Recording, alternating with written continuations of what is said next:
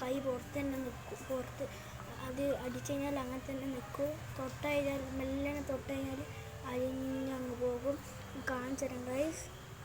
ഇതാണ് സാധനം. കാണുന്നുണ്ടോ? അതായത് നെല്ലി കഴിഞ്ഞാൽ അടിഞ്ഞു പോവില്ല. മെല്ലനെ പോകും. ഇതിങ്ങനെ വലിച്ച് ഇങ്ങനെ കട്ടയായി വരും. കണ്ടോ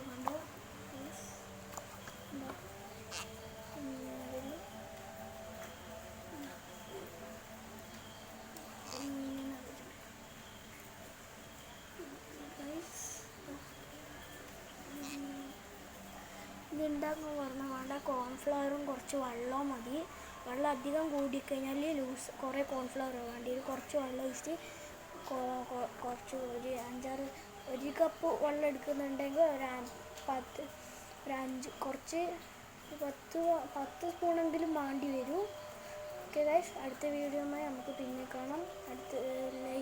ഇഷ്ടപ്പെട്ട ലൈക്കും സബ്സ്ക്രൈബും ബെല്ലൈക്കനും അടിക്കുക.